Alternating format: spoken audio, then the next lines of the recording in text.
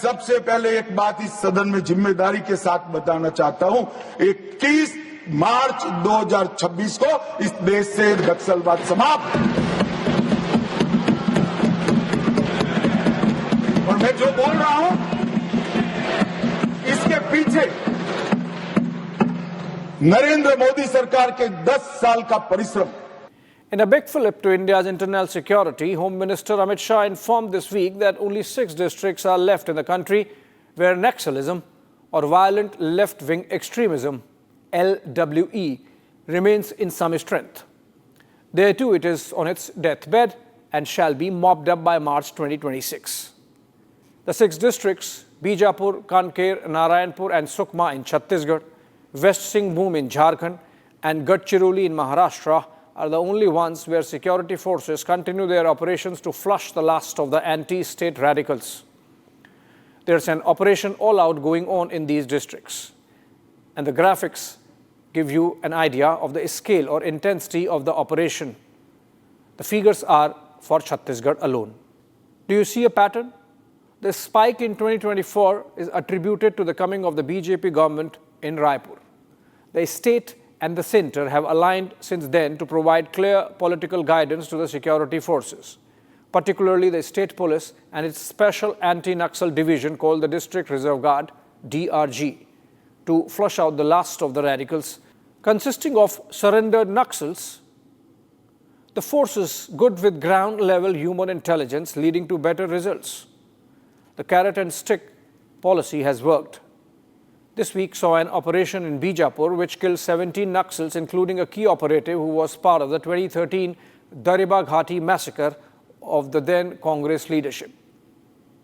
Next day, 50 plus of their accomplices surrendered before the district police, thus clearing an important pocket of active, violent, radical elements. What has changed is nimble-footed approach to security operations, more delegation to operational commanders, swiftness of decision-making, doggedness to take the operations to logical conclusion. Shah has himself called it a ruthless pursuit of Naxals and relentless approach towards development. Massive infrastructure push, roads, mobile towers, security camps, coupled with an empowered local police, have all translated into better human intelligence gathering, resulting in better target setting and hence better outcomes of security operations. Government has worked on more ration shops, more schools, more dispensaries in far-flung areas to counter Maoist propaganda of an exploitative, unresponsive state. Focused monitoring of welfare schemes and their outcomes have made larger populace less receptive to the grievance-peddling Naxal narrative. Apart from the 6 most affected districts, there are about a dozen more with lesser intensity of Naxal activity where security forces are carrying out mop-up operations. When the Modi government took over in 2014, the LWE affected districts stood at over 100. The number is down to 18 districts now. In 2010, 1936 LWE incidents were reported. That number is down to 374 in 2024. While 1,000 plus lives were lost in 2010, the number tapered off to 150 deaths last year. The Modi government, of course, has gone into this with a whole-of-government approach.